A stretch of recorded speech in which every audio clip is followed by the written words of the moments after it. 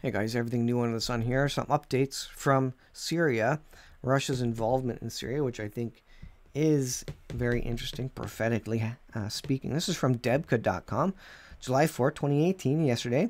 Russia resumes Dara airstrikes, and so they're actively striking in Syria. They have their military on the ground, very close to Israel, and they call Iran's exit from Syria absolutely unrealistic. So they apparently they don't think Israel has any right to get Iran out of there, and they don't think it's ever going to happen.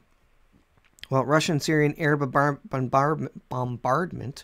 of Dara resumed late Wednesday after a short pause with the collapse of Russian ceasefire talks with rebel leaders and Jordan. Rebel leaders continued to stand out against Russia's proposal to give up their heavy and medium arms, while Jordan opposed the deployment of Syrian troops along its northern border. So Jordan itself is also opposed to Syrian troop buildup, as is Israel, and Jordan and Israel have tanks on the border ready for any spillover or push, indeed, into their countries. The final stumbling block for the ceasefire was spelled out by the Russian Foreign Minister Lavrov. Iran is one of the key powers in the region, and it would be absolutely unrealistic to expect it to abandon its interests. Wait a minute. It has interests in Syria, so it's invading a sovereign country, and Russia thinks this is completely okay because it's as long as it's according to Iran's interests, they can do whatever they want. So if it's according to Israel's interests, Israel can invade, Jordan or Syria. Is that the case?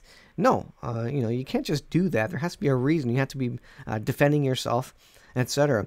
Before the Russians put their foot down on the Iranian issue, there was a pause in the Syrian Dara offensive amid hopes that negotiations would lead to a cessation of hostilities. The Syrian Dara offensive has, by and large, fallen silent, and preparation to attack Quneitra are on hold. The outflow of refugees has slowed. So there's a bit of an update on the Syrian situation in Quneitra, southern Syria. Jordan actually, apparently is quite concerned about this.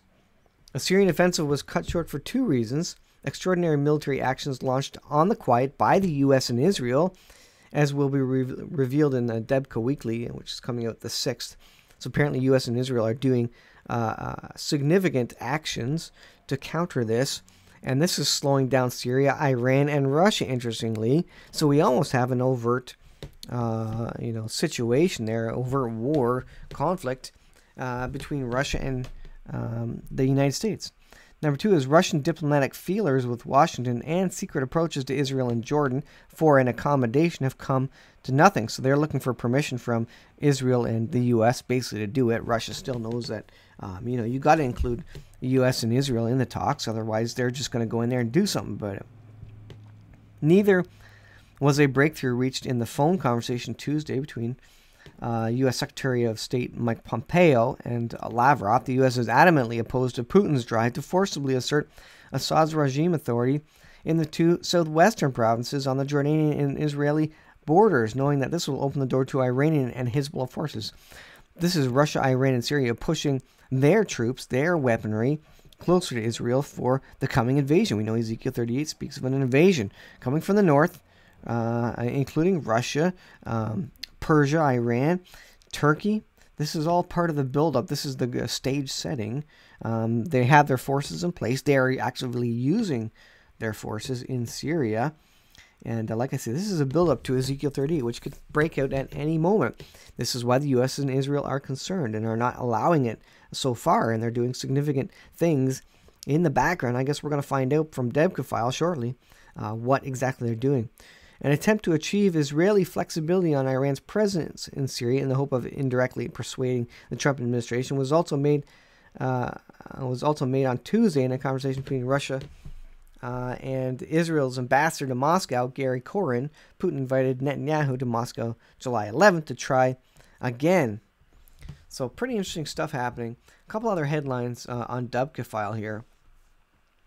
Syrian rebels of Tafas go over to ISIS and spark battles close to Quneitra. So that's July 2nd update there. And from July 1st, I don't know if I covered this exact particular one, but IDF has is increasingly boosting its tank, artillery, and rocket units on the Golan Heights, all related to this increase and this active use of military, of Iranian and Russian military in southern Syria, which, apparently U.S. and Israel are now standing up and saying, we're not going to let this go any further. This is too overt. These other countries should not be involved in Syria.